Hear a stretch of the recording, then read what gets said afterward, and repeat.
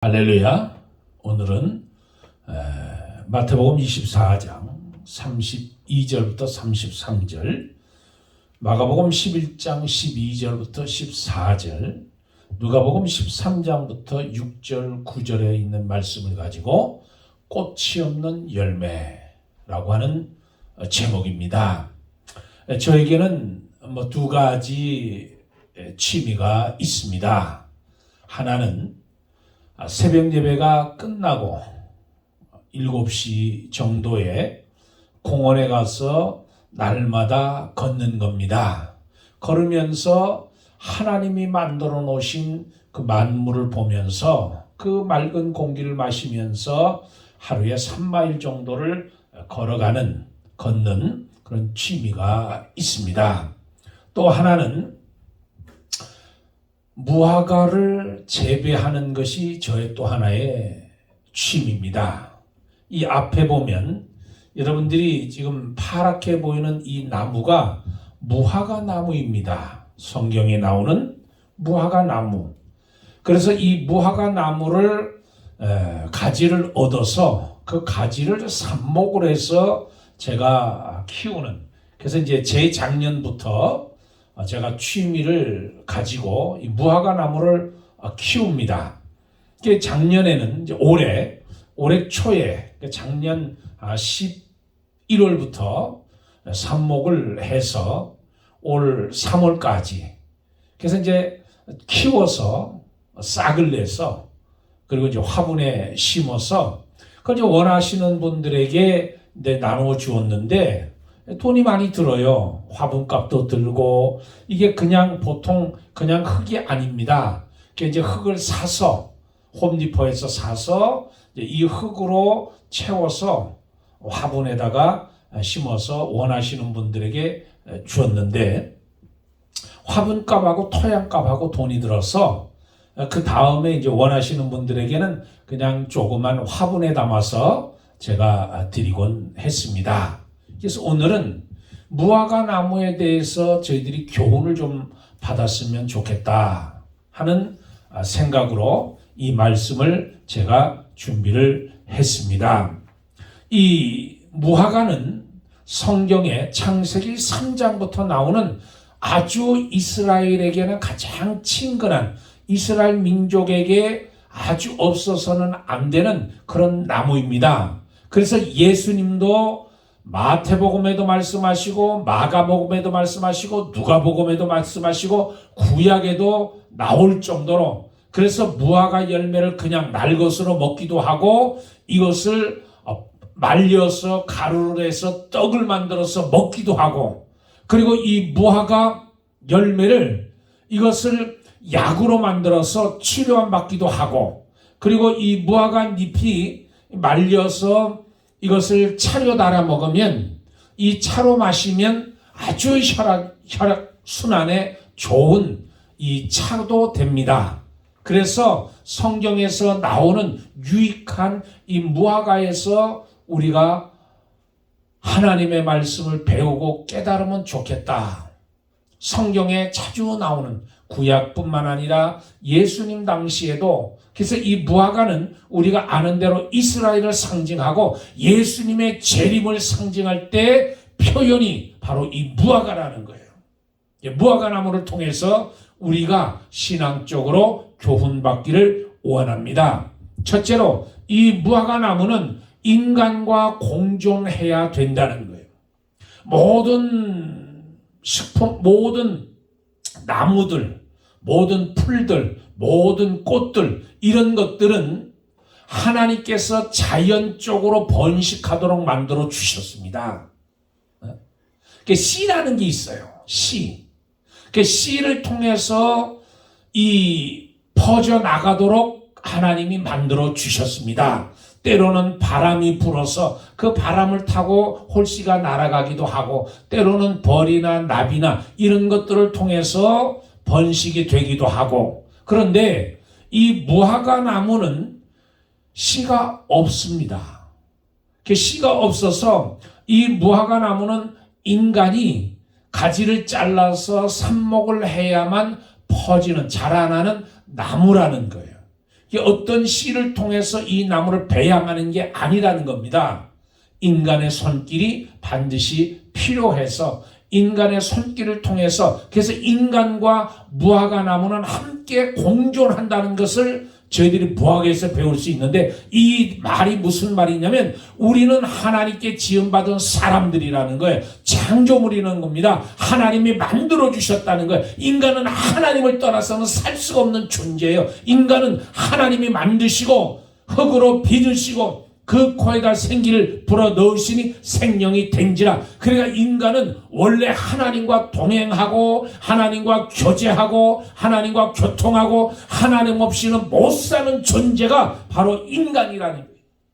이 무화과나무도 반드시 인간의 손을 통해서, 삽목을 통해서, 물꽂이를 통해서 새 생명이 나오는 것처럼 우리는 하나님 안에서 하나님과 교제하고 살아가야 된다는 거예요. 막대기 같은 우리 인생들, 그 무화과 가지에서 나무를 잘라서 마치 말라 비틀은 것처럼 보이는 그 나뭇가지에서 그 나뭇가지를 물에다 담그고 인간의 손에 의해서 그것이 다루어질 때 거기서 새 뿌리가 나고 거기서 새 잎이 돋고 거기서 가지가 생기고 거기서 열매를 맺혀진다는 거예요.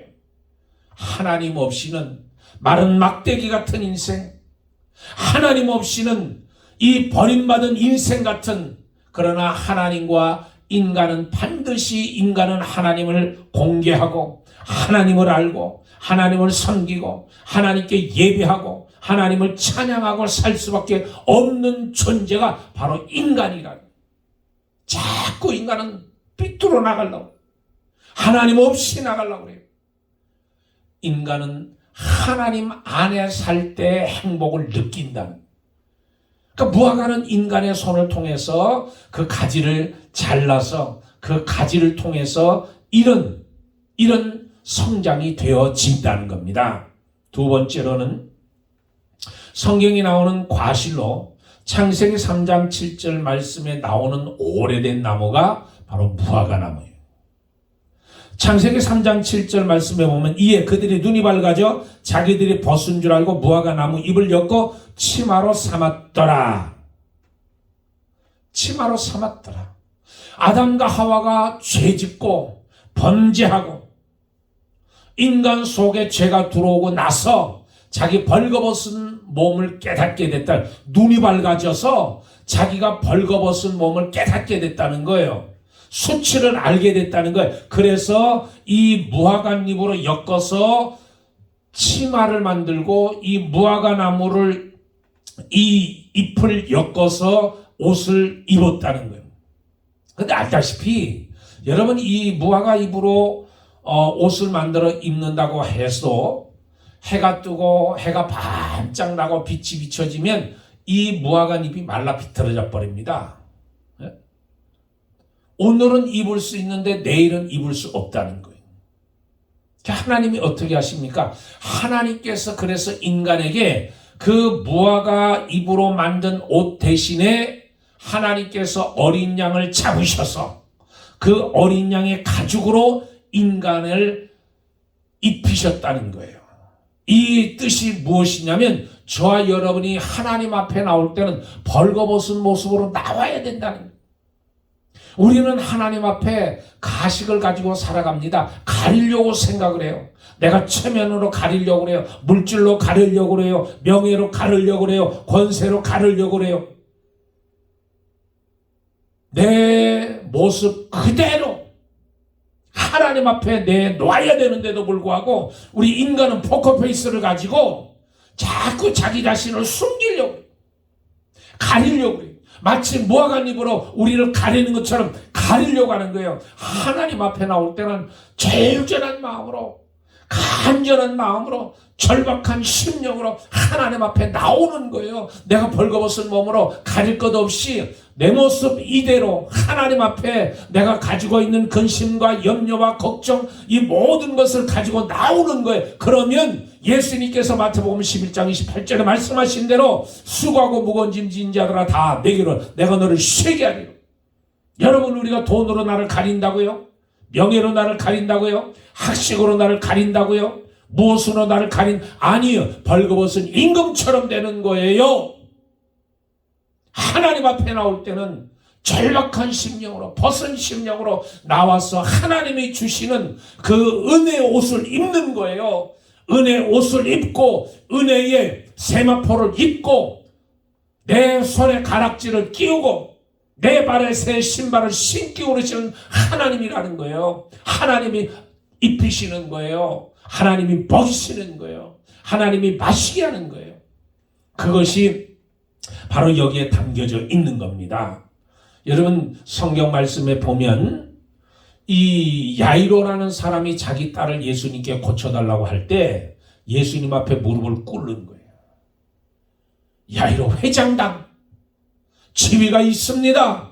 명예가 있습니다. 권력이 있습니다. 돈이 있습니다. 그러나 예수님 앞에 무릎을 꿇는 거예요. 주님, 내 딸을 살려주시옵소서. 간절한 마음으로 자기의 체면 모든 것을 다 던져버리고 벗어버리고 예수님께 무릎을 꿇는 거예요. 12의 혈루증 앓는 여인이 예수님 앞에 절박한 심정으로 나오잖아요. 예수님 옷자락만 잡으면, 예수님만 만나기만 하면 절박한 심령, 12년 동안 괴로움을 그렇게 당했습니다. 그에게 소망이 있는데 그게 바로 예수님 옷자락만 잡으면 그거예요. 그 절박한 심령으로 나올 때 야이로의 딸이 살아나고 12의 혈증 앓는 여인이 고침받고 치유받는 거예요. 예수 그리스도의 보혈, 예수님의 피, 예수님의 십자가 있는 사람은 새롭게 덧입게 되는 줄 믿습니다. 그 예수님의 이름으로 덧입어지는 역사, 삐뚤어지고 더러워지고 체면이고 뭐고 다 벗어버릴 때 하나님께서 세워주는 역사가 일어나는 줄 믿습니다. 세 번째는 여러분, 이 무화과에는 벌레가 없습니다. 무화과에는 이 잎을 꺾어내면 이 이파리를 꺾어내든지 이 열매를 따거나 하면 여기에서 진액이 나오게 됩니다. 여기서도 진액이 나오고 꺾어진 데에서도 진액이 흘러나오게 돼 있어요. 이것은 자기를 방어하는 겁니다. 자기를 치유하는 거예요. 거기에 벌레가 붙어가지고 괴롭게 하지 못하도록, 벌레가 침투하지 못하도록 거기에 액체가 나오는데 단백질 분해 요소인 피신을 분비하는 거예요. 스스로 분비하는 거예요. 그래서 무화과 그 열매를 딸 때는 장갑을 끼건든지 그 조심해서 그 무화과를 따는 거예요. 왜냐하면 이 분비액을 우리가 손으로 만지게 되면 굉장히 가렵습니다. 굉장히 이치예요. 이것은 무화과 나무 스스로 자기를 치유하고 벌레가 끼지 못하도록 만들어 주는 거예요. 자기를 방어하는 겁니다. 방어의 물질이에요. 그러니까 우리는 예수 그리스도로 치유함을 받아야 돼요. 우리는 세상에 살아가면서 염려 없는 사람이 아무도 없습니다. 근심 없는 사람 아무도 없습니다. 다 염려하고 다 근심하고 다 문제 가지고 살아가는 거예요. 그래서 예수님, 우리가 그 찬양도 그런 찬양이 있습니다. 죄짐 맡은 우리 구주, 죄짐 맡은 우리 구주, 그 찬양을 우리가 부르는데 그 찬양 가운데 그런 이 가사가 있잖아요. 세상 근심 걱정 근심 없는 사람 누구나 다 있는 거예요. 우리 심령에 고통스러운 거, 괴로운 거 너무나도 많이 있습니다. 그런데 그것을, 그 아픔을, 그 고통을, 그 슬픔을, 그 문제를 내가 해결하는 거예요. 예수 그리스도의 은혜로 내 속에서 성령이 계셔서 그 성령의 은혜로 내가 나 스스로를 치유할 뿐만 아니라 거기에서 자유함을 얻게 되는 겁니다. 그래서 로마서 8장 1절에 그러므로 이제 예수 그리스도 안에 있는 자에게 결코 정죄함이 없나니 이는 그리스도 예수 안에 있는 생명의 성령의 법이 죄와 사망의 법에서 너희를 해방하였습니다. 마가복음 16장 18절 말씀에 무슨 말씀, 믿는 자들에게 이런 표적이 따르니 뱀을 집으며 무슨 독을 마실지라도 해봤지 아니하고 무슨 독을 마실지라도 해봤지 아니하고 어떤 악한 말들이 들어온다 할지라도 나를 모함하고 나를 핍박하고 나를 욕하고 나를 흉보고 나를 억울하게 하고 어떤 핍박이 온다 할지라도 어떤 고난이 온다 할지라도 내가 그것에서 내 마음을 뺏기는 것이 아니라 내 영혼을 뺏기는 것이 아니라 나 스스로 그 말들을 정화시키고 그 말들이 내 속에서 독이 되지 않도록 이겨내는 거예요. 그래서 히브리서 12장 15절에 쓴뿌리가 나서 괴롭게 하여 많은 사람이 이로 말미암아 더럽게 되지 않게 하며 쓴뿌리가 나지 못하도록 치유하는 겁니다. 예수 그리스도의 사랑으로 나 스스로를 치유하는 거예요. 나 스스로를 무슨 독을 마실지라도 해봤지 아니하고 어떤 말을 들어도 요동하지 않고 어떤 어려움과 역병 나를 향해서 손가락질을 하고 나를 향해서 비방을 하고 나를 억울하게 만들고 흔들리지 않는 무화과가 그렇다는 거예요. 무화과가. 그리고 네 번째는 열매가 있다는 거예요. 꽃이 없는 열매가 무화과입니다. 여러분 세상에 과실이나 어떤 열매들은 반드시 꽃을 피우고 나서 열매를 맺습니다. 호박도 호박이 나기 전에 반드시 꽃을 피워요. 그게 호박꽃이잖아요. 호박꽃이 피고 나서 호박이 열리는 거예요. 꽃이 안 피면 절대로 열매 맺을 수가 없습니다. 그런데 이 무화과는 꽃이 없습니다. 꽃이 없어요. 꽃이 없이 피어나는 꽃이 없이 열매를 맺는 것이 무화과예요. 그런데 이 무화과 과일 안에 무화과 열매 안에 보면 그것을 이 반쪽에 보면 지금 저 화면에 나와 있는 것처럼 꽃이 바로 저 열매 안에 있는 거예요. 얼마나 빨갛게 얼마나 아름다운 꽃이 그 과일 안에 핍니까? 저와 여러분도 마찬가지예요. 열매는 속임. 여러분 우리는 겉사람이 아름다운 게 아닙니다. 겉사람이 아름다운 것이 아니고 겉사람이 사는 게 아니에요. 내 속사람이 살아야 돼. 내 속사람이. 예? 영적인 사람은 어떤 사람이 속사람이 살아나는 사람이 바로 영적인 사람이에요. 겉사람은 죽어지는 거예요. 겉사람은 예수 그리스도와 함께 죽어지는 거예요. 그래서 예수님 바리새인들이나 종교 지도자들이 예수님 제자 보고 손 씻고 먹지 않는다고 책망하고 예수님께 따지고 예수님께 컴플레인할 때 예수님이 뭐라고 말씀하셨어요? 밖에 있는 것이 더러운 것이 아니라 속에서 나오는 것이 더러운. 저 여러분은 속사람을 깨끗게 해야 돼요. 속사람. 그래서 이 속사람이 깨끗게 해야 되는데 겉은 멀쩡한데 속이 썩은 사람이 있어요. 근데 속은 별로 없는데 속이 좋은 사람이 있어요. 그러니까 이 속에서 나오는 게 더러운 거예요. 탐욕, 거짓, 음란, 방랑, 방탕, 속임, 비방, 악이 가득한 자, 술수, 불의, 취악, 다툼, 시김, 질투, 살인, 미움, 하나님을 미워하는 자, 능욕하는 자, 교만한 자, 자랑하는 자, 악을 도마하는 자, 우매한 자, 배역하는 자, 무정한 자, 무자비한 자라. 이런 것들이 속에서 나오는 게 더러운 거예요.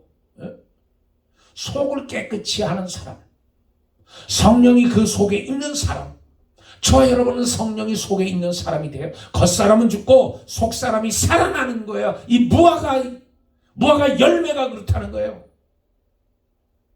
다섯 번째는 무화과 나무는 삽목하는 방법이 있습니다.